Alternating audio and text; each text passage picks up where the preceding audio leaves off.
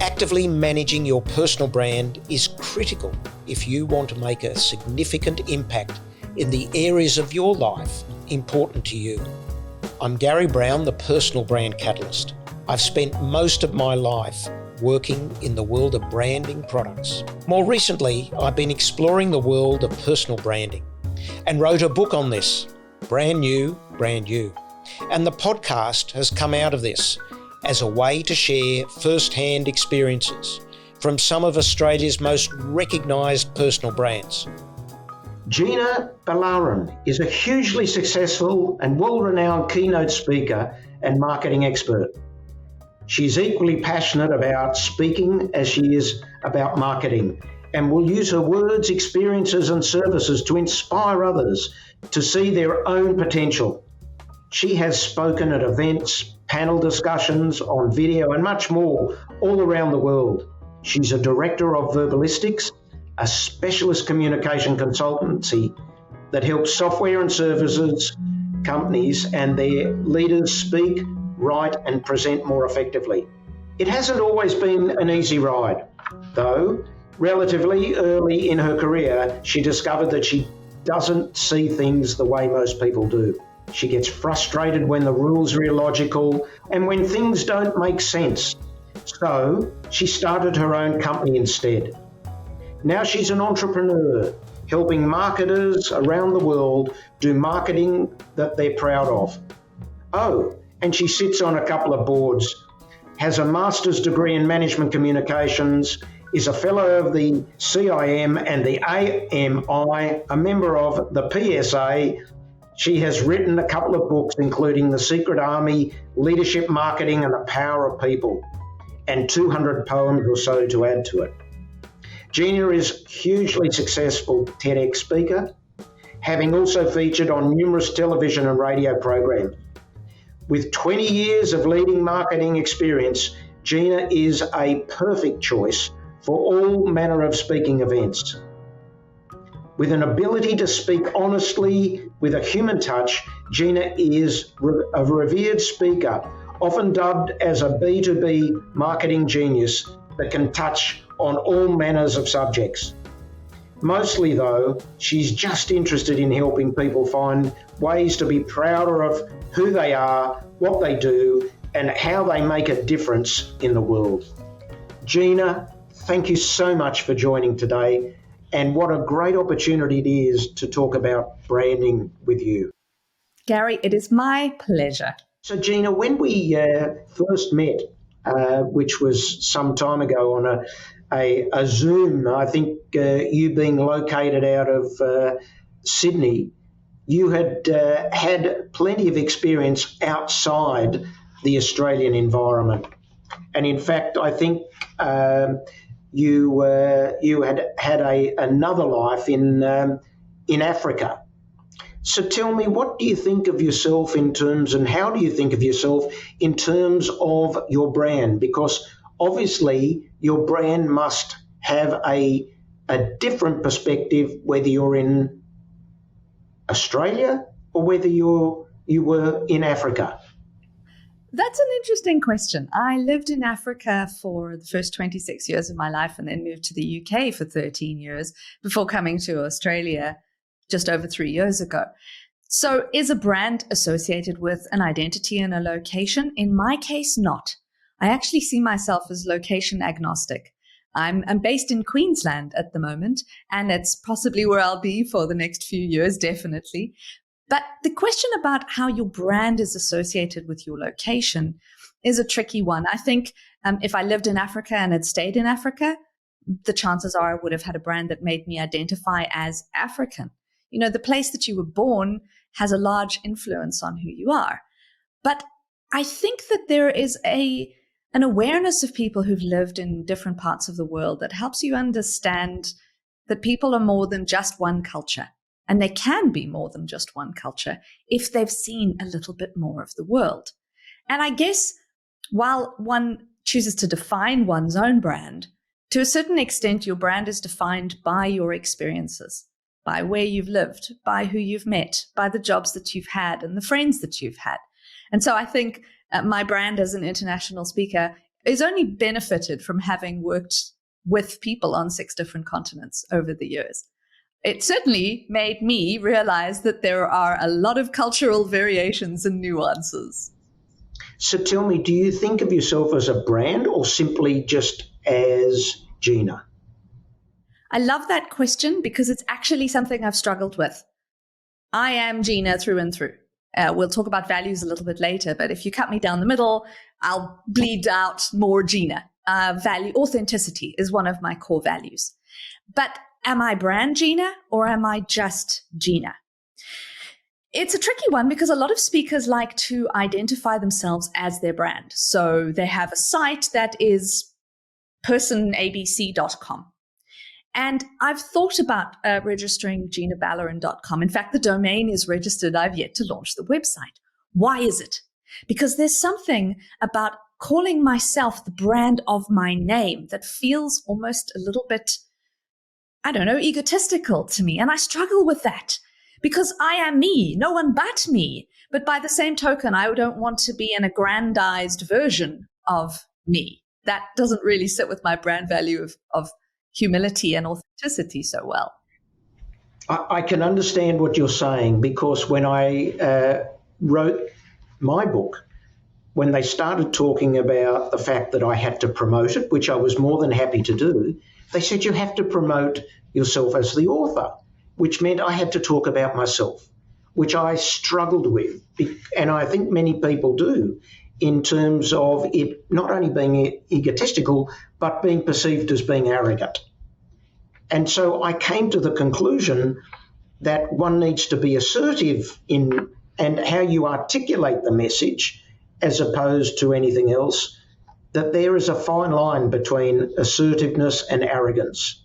And I think what you're talking about is assertiveness, not arrogance. Well, thank you, Gary. I'll take that as a massive compliment. It's a subtle line that I'm still treading at the moment.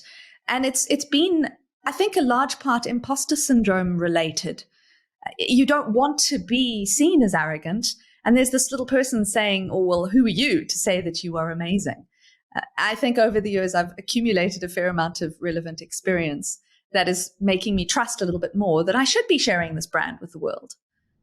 So if we then focus on how people perceive you, have you given any thought as to how others do perceive you? Because you talk about imposter syndrome, etc.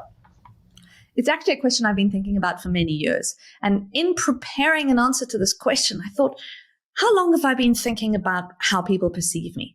Well, you might not know that my background was actually on the stage. I have been performing as a dancer on stage since the age of 7, 8, or 9. I had my first leading role as a ballerina at the age of 9.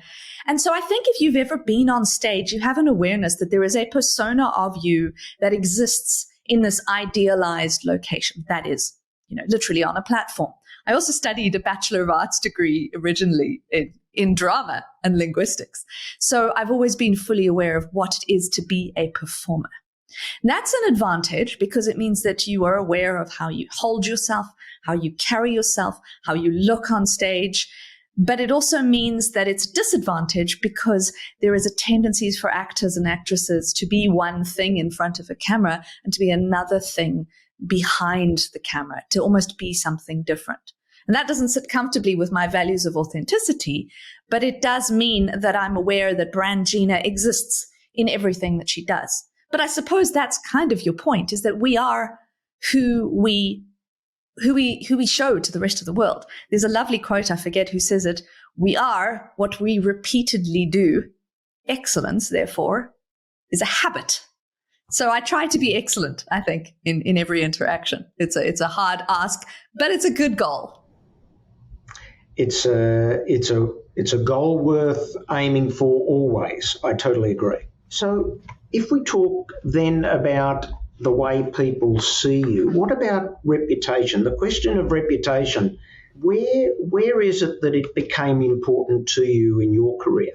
Or was it something that was brought to your attention by others? And if so, how important is it to you at any point in your current career? I don't think I'd realized how important one's reputation is as an employee until I was put in an organization where I realized that my colleague was being promoted and I wasn't. In the time that we were together, she received 2 promotions in, I think it was 2.5 years. And I was still sitting there going, my work is of as good quality. Why are you being promoted? And I'm not. And it made me realize that there was an incident at the company where I had been very upset and had demonstrated this discomfort in the workplace. And at the time, I hadn't realized much about this.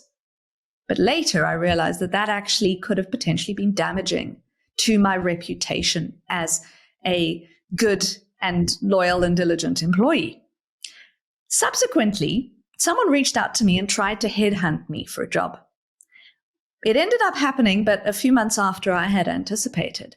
And during those few months, I realized that I had to change my behavior if I wanted to change the way that people saw me at the organization. And so you've heard the phrase, dress for the job you want. Well, I did. For those 3 months, I went to the office in suits, which was unheard of because it was the kind of place where people would, wear jeans and jumpers to work most days. But to me, it defined this persona, this reputation that I wanted to build, which was of professionalism, of diligence, of duty, of responsibility. And when I left the organization, I did so with an award and the significant increase, which I never would have been able to even dream of a couple of years before. It required a significant perspective change, but it also required me stepping into my own courage and going, yes, if you want something, you need to behave in a way that will show people that you are worth it. Absolutely.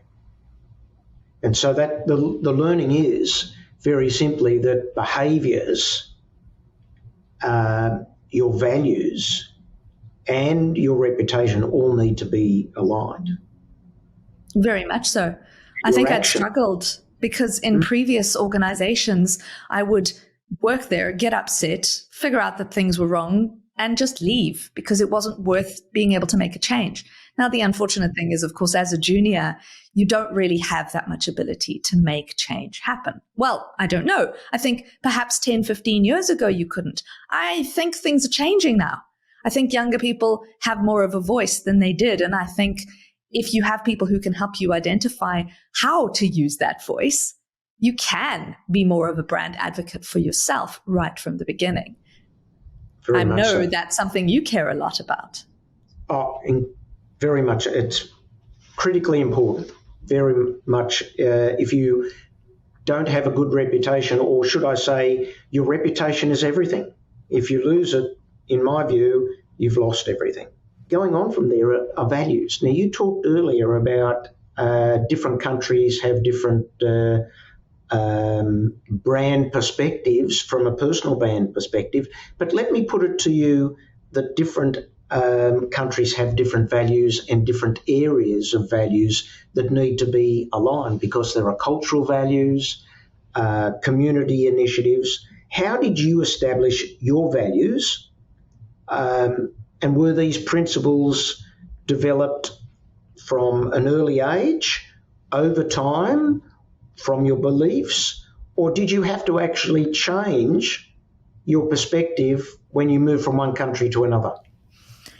For me, I think values are formed early in your life, whether you recognize it or not. I think it's possible to adjust your values if you realize that the ones that you have aren't serving you or the people around you well.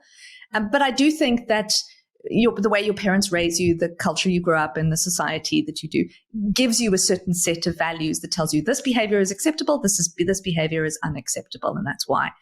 I am very grateful to my parents who raised me with values that I think show a great amount of respect for other people, for the truth, for doing hard work, and for respect for yourself.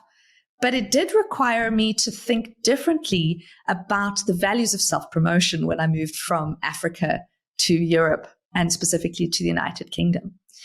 And I was a very gregarious, outgoing person, as you'll see now, in Africa. But I found that the personality, the big personality that I brought with me everywhere was a little bit uncomfortable for people in the UK. They found me too much. They found me overwhelming. And so I actually consciously had to change my behavior so that I wasn't quite as forceful in my personality, but it also made me reflect on how much I was talking and how much I was listening. And that is a skill that I'm so grateful I learned. And I'm so grateful that it wasn't necessarily my value that changed, but my ability to reflect on other people's perspectives and on other people's desire to input and their value, which is a very different thing to the values that we have, but the value that they bring to the world. It made me really reconsider the Gina brand, which is, it's not about Gina, it's actually about the people around you and how it's far more important to be someone who brings out the best in others than to be someone who's comfortable standing up on stage and giving an impromptu speech. Absolutely. And that must have been an interesting learning when you did your TEDx presentation. The TEDx presentation was a wonderful perspective because it was simultaneously exhilarating and terrifying. Having been on the stage for many years, being on a TEDx stage was no different. The difference was the level of rigor and expertise and discipline that was required. And it was actually the first time I recorded myself and watched myself giving a presentation. And it was truly shocking. You have no idea how many bad habits you have until you realize how badly you need to be brilliant. And that was the big difference. I was an okay speaker, but I was not a brilliant speaker. And preparing for a TEDx talk, which was 40 to 50 to 60 hours of rehearsal for a 17-minute presentation, forced me to really consider what is a great speaker and how can I be closer to that vision of greatness. It's not easy, but it was well worth it. I learned a lot.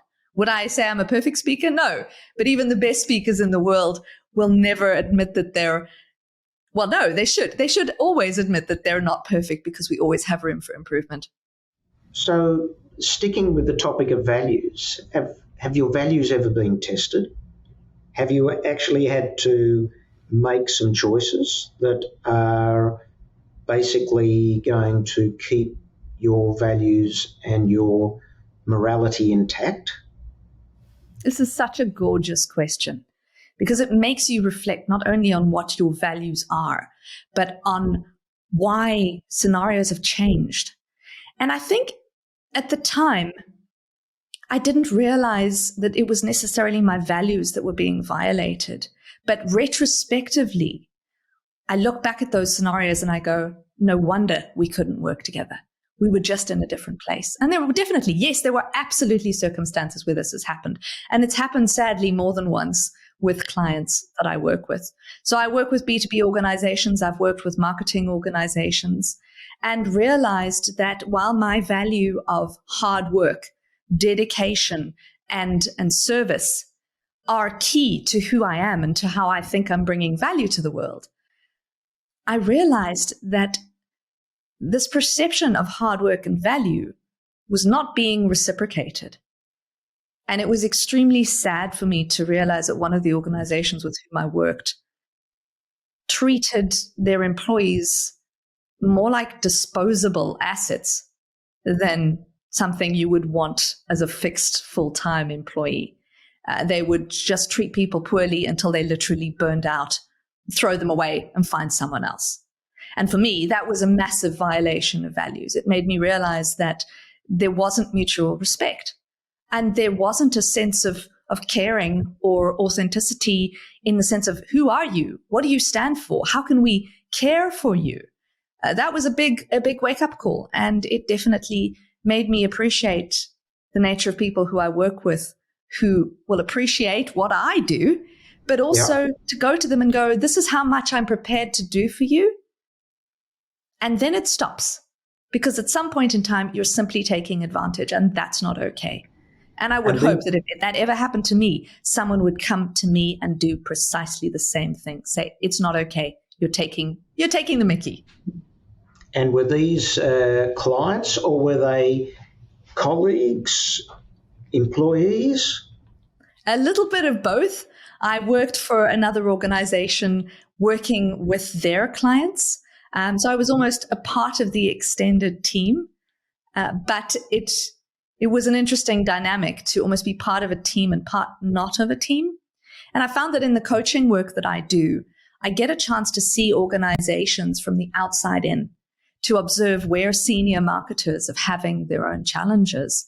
And I'm incredibly grateful to work for organizations who give their people the time and the finance to be able to say, go, coach yourself, train yourself, find someone who can help you go through this organizational challenge. But it does reveal often what's going on behind the scenes of an organization.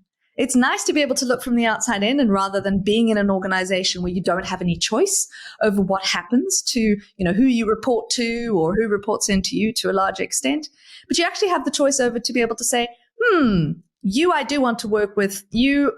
We could work together, but I'd prefer not to. So going on from then, circumstances where you realised that you were a brand, that your name had recognition and relevance.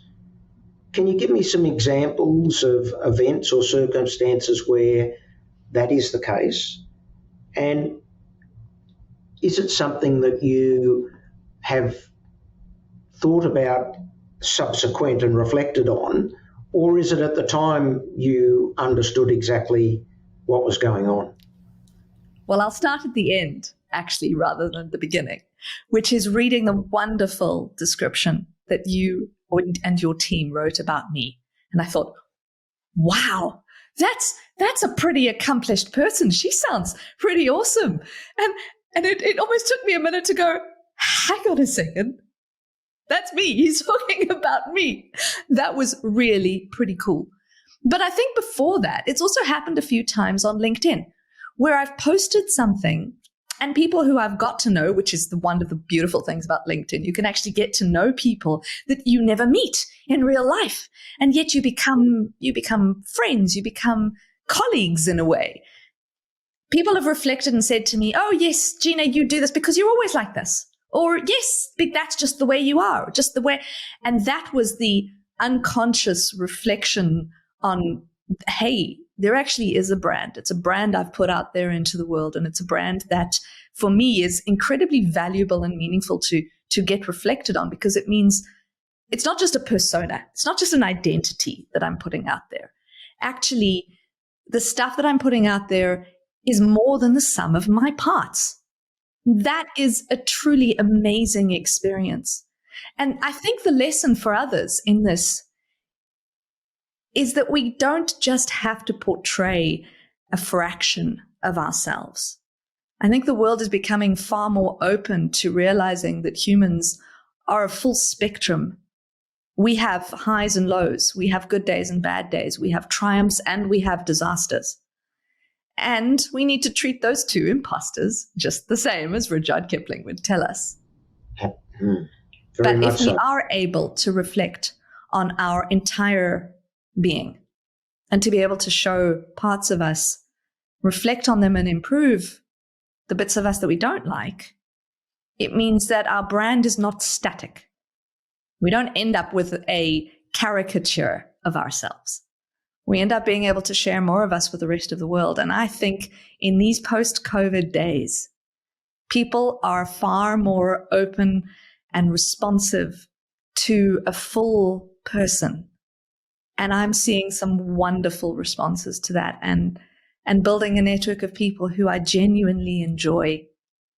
And that is amazing. Very much so. In fact, in my book, which you've probably seen, is My Relevance Impact, and I talk about the fact of people's actions, their values, their behaviours, and the perceptible reality of people who are looking at you, which then delivers relevance in so many ways. How do you think that sits in terms of what you're saying and what you're describing today? One of the things I found interesting about reading your book, which I have a copy of here, it arrived in the post just a few days ago. I've been lapping it up with a spoon. Thank you.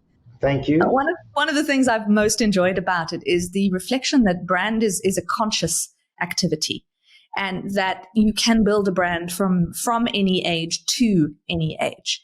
And it's intriguing if you think about the career spectrum from when you first join a job to the time that you decide to retire, that you have relevance to different people across that world. You talk about relevance in your community, relevance in your society, relevance in your country, relevance in your job or with your employers. And I think the challenge for me has always been to identify that you can only have a certain amount of relevance at any point in time. And that requires focus. And being able to focus requires a certain amount of discipline. But it also helps me understand why, if I was purely focused on building a community, that other elements of my brand not necessarily would have suffered, but they just wouldn't have been at the fore. And that is a really important aspect to realize, that people will see different parts of you depending on the context in which they observe you. And your brand is obviously going to be somewhat different depending on who you work with. You'll see a slightly different version of me to the Gina who's sitting in the garden, wearing her trainers and shorts, digging up weeds on the weekend. But it doesn't mean that they are part of the same person. And I think that is the element of brand relevance, is that we are all multifaceted. We can pick and choose which light we want to shine on which facets of that. But I think to be a properly whole and holistic brand, it's important to realize that you as a brand are all of these things together, but also to realize that every person you touch has the same different facets of their personality. So let's use brand with an element of caution. Just because we see someone whose brand we don't like, it doesn't mean that their whole personality is that. We've only seen one tiny little facet of their personality. And perhaps if we rotate them 360 degrees or even 50 degrees, we'd see them in a whole new light. That's very true. And so reputation on the scale or in the forum in which you participate can be a certain reputation, which could be very positive, and then in another forum could be quite negative, and people may view it quite differently, which becomes that perceptible reality. And I talk in the book about Kyrgios, which is, he's a great tennis player, and there are many people who think he behaves badly and they don't like his reputation. But there is another group who think the sun shines out of his reputation. So it is not absolute in terms of reputation, and it comes back to that perspective that you've referred to. And also it becomes, relevance comes into play as well, as to how relevant that person is in the particular target or segment that we're talking of, who has no interest whatsoever in the game of tennis or in terms of his behaviour. That's a very good point. We've heard about him, especially recently, in his behavior on the courts at Wimbledon not too long ago. He was fined tens of thousands of pounds for his behavior, which was not deemed to be appropriate for the location at the time. You mentioned in the book that there's a question over what his earning capacity will be based on sponsorship and the like. There's no question that he will appeal to certain audiences, but his behavior that isn't deemed appropriate for his setting, for his context, will probably not help him. One thing I will say that is important to help people whose brands are a little bit edgy is, whatever you do, can you try and be kind about the way that you do it? And I think that puts a buffer on it. You can be edgy, you can be quirky, you can be different, you can be even bizarre if you want. But please, whatever you do, be kind. Absolutely right. Couldn't agree with you more. It's a nice way to put it. So if we talk about your career and when you were kick-starting and really getting out to make your mark, there obviously you met many people on the way. Did you have anyone who mentored you or supported you or gave you that hand up that you needed? That's a tricky question to answer, because from an early age, I remember identifying with a song that was actually, I believe the children are our future. And there's a line in that, which is, I never found anyone who fulfilled my need, a lonely place to be. And so I learned to depend on me. Like, how sad is that? That as a kid, you don't identify with a mentor. And I suspect part of that is growing up as a kid born in the 80s, there weren't that many wonderful female mentors. We didn't have female presidents and prime ministers. We didn't have that many female CEOs. And those who were in positions of power were often less kind to people than they needed to be. They had to do what they had to do to exist in a man's world. And so I didn't find that there were mentors in an outside context. And so in a work environment, I kind of figured there wasn't anyone who would be there for me. In retrospect, I actually think that saying I didn't have any mentors was wrong. And when I think back on this, one of my first full-time jobs was at an organization where I could do what Dan Pink calls AMP: autonomy, mastery, and purpose. And actually, in retrospect, there was a wonderful man who was able to help me do everything I needed to do. He gave me autonomy. I had mastery. I was able to demonstrate purpose. And without really thinking about it, that was mentorship. And what subsequently happened is that I then expected every employer to give me autonomy, mastery, and purpose moving forward. And when I couldn't achieve those, I was frustrated simply because I had such high expectations. But I think along the lines, I've realized that if you don't have mentors, you need to ask for them. You need to look for them. You need to find them. But also that sometimes mentors need to change over time. I've discovered that I have a group of mutual mentors, and we will actually help each other. We'll tell each other what's great, but we'll also point out where we need to improve, where we could do things better, or where our thinking is a little bit weird or disconnected. And that has been incredibly helpful moving forward. I would still love, a mentor one day if Jacinda Ardern ever retires and she wants to become a mentor. I'd be like, yes, I pick you. But I don't, I'm not sure I would ever want to go into politics. It's simply that she's a woman who I admire. But I think the role of mentorship is incredibly important. And I have acted as a mentor for junior marketers in the past. And it's been an incredibly rewarding experience. I would encourage anyone to be a mentor as well as look for a mentor, simply because that process of reflecting on who you are and how you behave in a work context or in any of the other contexts where your reputation is made is so important to personal development as well as professional development. So important, and it works for the mentor and the mentoree. And it's the old story of the best way to learn is to teach, and the best way to teach is to learn. So, no, I support totally. I'm a big fan of mentoring, having had many mentors myself over time, and they have been an invaluable resource and support, and helped me to where I've been able to get to in my career. Have you found that you've changed mentors over time, Gary, or have you kind of stuck with the same people? No, I've moved from different mentors, and I've had mentors for different circles in my life. So not one particular mentor for everything. So that gave me the variety and gave me another perspective which I have been very grateful for. We've covered a hell of a lot of ground in such a short period of time. Your directorship of Verballistics, is that something you define yourself in branding terms, or do you hide behind the brand of Verballistics and provide a resource and support to clients? That is such a beautiful question, and you absolutely hit your finger on the challenge that I've had. For a lot of entrepreneurs, there is a question of, are you you or are you your brand?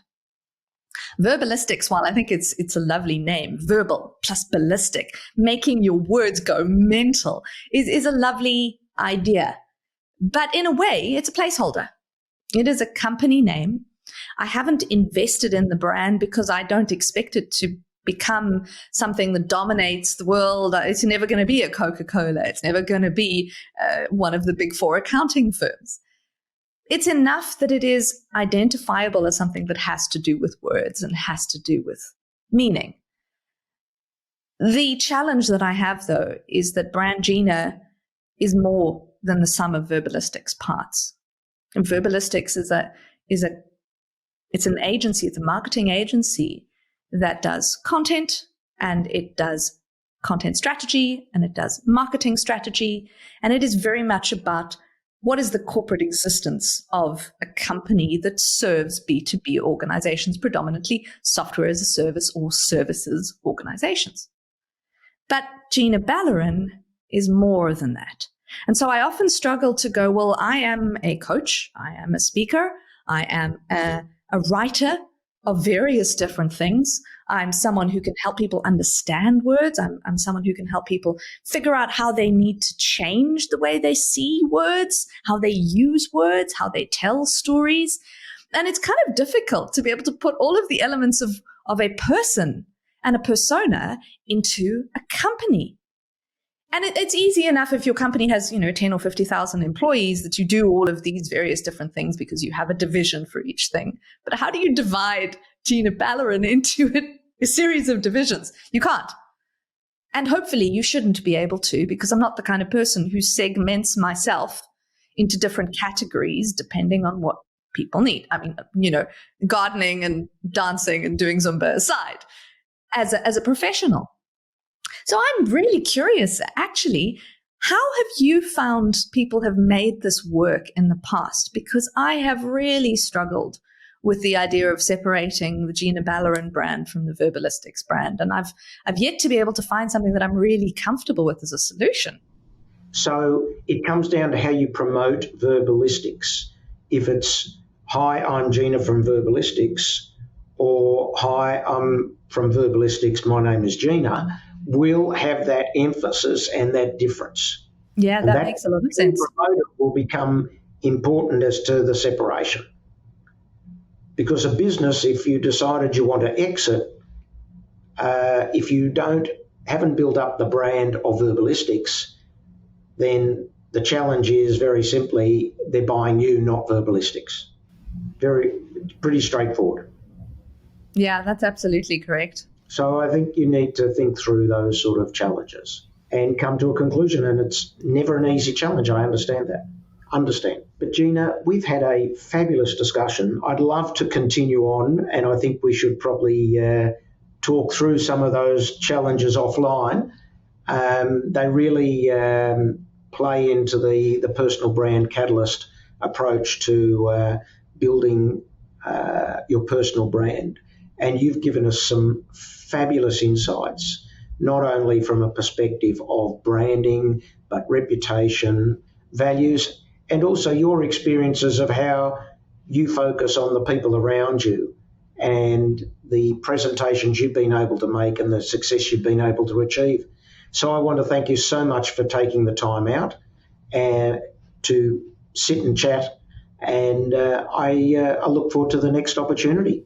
It's been an honor, a pleasure, and a privilege to speak with you today, Gary.